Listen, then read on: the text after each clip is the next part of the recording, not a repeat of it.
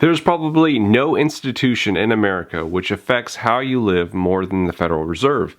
Yet few people understand what it is and what they do. In this video, I'll go over how the system which was designed to help you is instead hurting you, and what assets you can use to protect yourself. Coming up.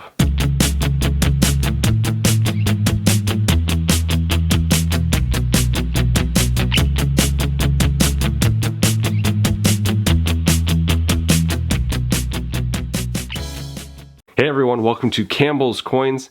The Federal Reserve was created in 1913 by an act of Congress with two main goals: maximize employment and keep prices stable, keep inflation under control.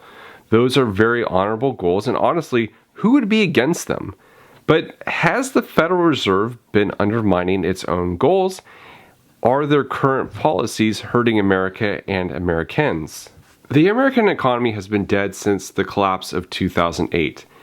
It's been a zombie economy, pumped to life with cash injection after cash injection into its veins by the Federal Reserve. This cash injection is called quantitative easing. Before 2008, quantitative easing didn't exist in America, or if it did, it was really low levels that we wouldn't even register it compared to today's numbers. In 2008, the Federal Reserve kept big business and banks afloat with QE. At the time, this number was $800 billion. The American population balked at this number. We had never seen a fiscal policy so large before at one particular time. It wasn't just the size, it was that money was going to banks and businesses who were failing because they mismanaged their funds. What did these banks and businesses do with the money received? A lot of high-level executives gave themselves big fat bonuses, but most of this money didn't trickle down to customers of these corporations. This QE didn't just end in 2008, it's been going on ever since.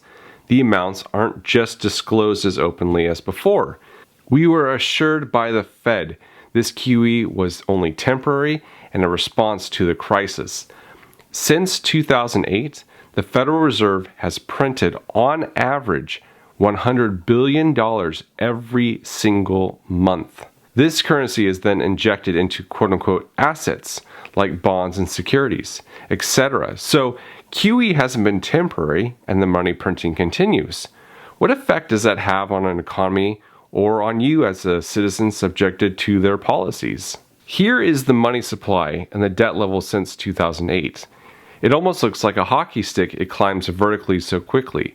The effect of printing so much money without control is inflation, and it can quickly turn into hyperinflation. The big deal with inflation is it increases the prices of goods and services. This is because the more currency you print, the less it is worth. It's basic supply and demand. Overabundance decreases value. If you keep printing them, you wind up devaluing your own currency. Every new dollar printed buys less. This is called purchasing power.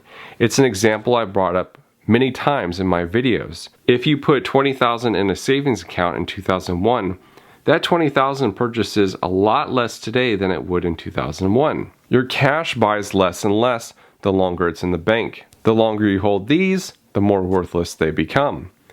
The graph shows the purchasing power of the United States dollar since 1913. 1913 is when the Federal Reserve, which is actually a privately owned central bank, took over the US banking system. As you can see, it's pretty much downhill since the Fed took over.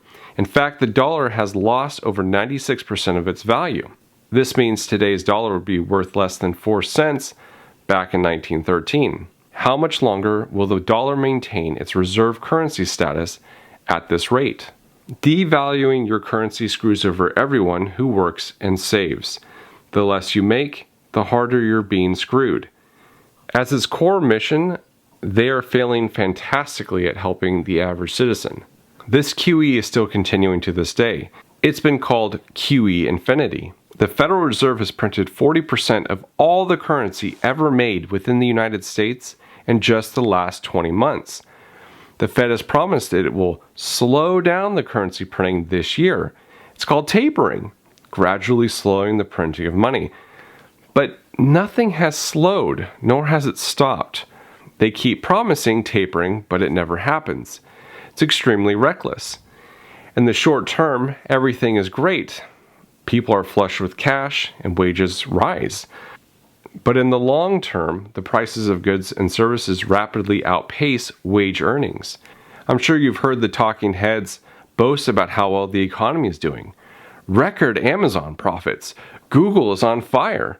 Beneath the talking points and the distorted lies, the actual American economy is in trouble. Only 5 to 10 massive companies are posting profits, while the rest are in the toilet. If you could recognize the signs, you'll see them everywhere. Labor markets are tight right now because a lot of Americans dropped out of the labor force. 4.3 million last month alone.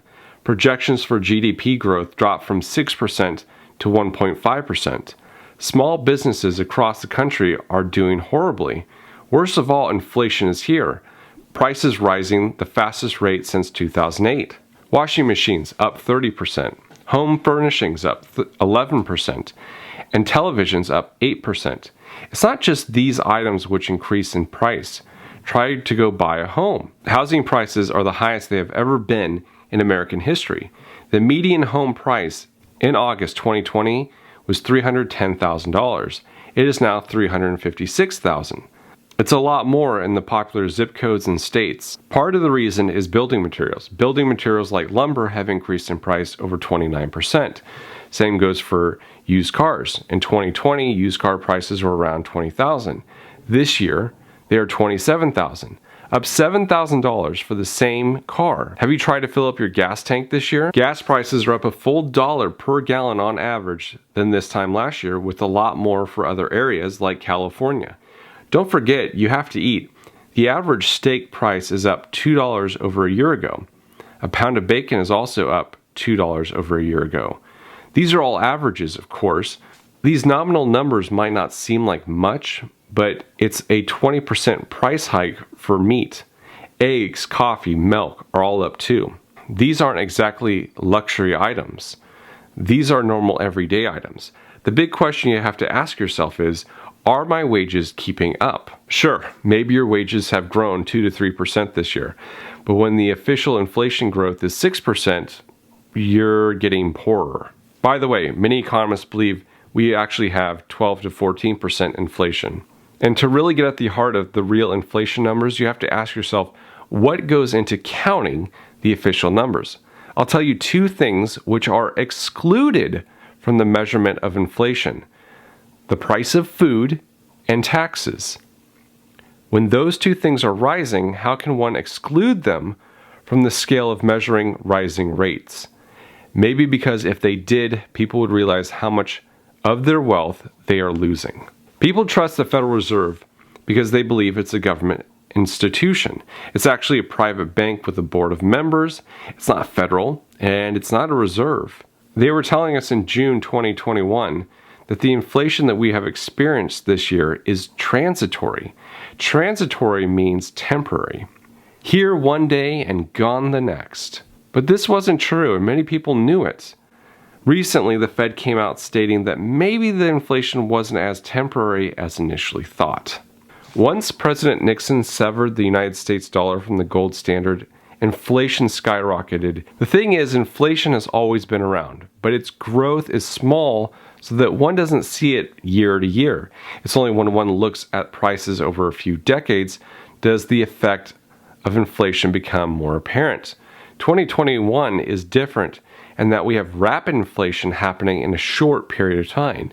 It's really noticeable. What happens when a currency goes into hyperinflation? Well, there's usually an economic reset. The reset will probably end with a central bank digital currency. I know that their end goal is a CBDC because that is infinite control. I often wonder if they are letting things go poorly on purpose to offer us this golden solution. People are so desperate for better that they accept the first thing the Fed offers. They know their policies have failed, and the only way to fix it is to reset the system. But they won't reset it with paper currency because as many downsides as paper currency has, it still has privacy going for it. They will set up a CBDC to track all of your purchases and where your money goes to squeeze out the most tax out of you as possible. What can you do to protect yourself? Get physical gold and silver.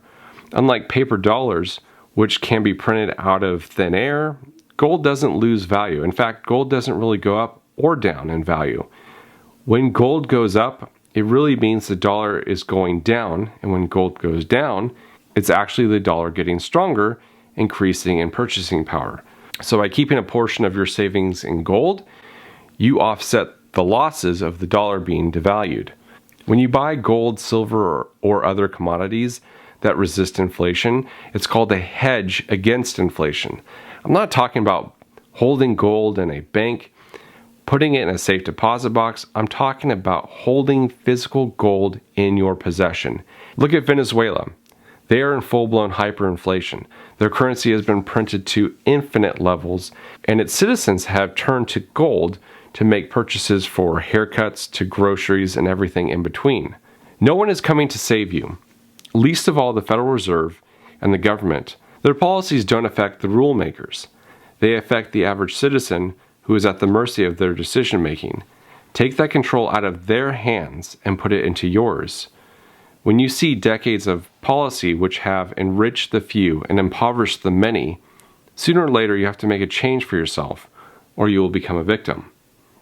I will probably do an entire video on the fraud that is the Federal Reserve in another video. Sound off in the comments if you'd like to see that one. There is a book on the Federal Reserve called The Creature from Jekyll Island. I have a link to that book in the description of this video. I highly recommend it to folks who are interested in learning more about the Fed. If you are interested, check out the other videos I have on my channel discussing some of these topics in this video, like CBDCs, the gold standard, and how gold and silver can help you preserve and protect your wealth. I'll list everything in this video's description. If you've made it this far in the video, you guys and gals are my super stackers and collectors, and I appreciate you. Thank you all for watching. This is Campbell's Coins, and that is my 2 cents.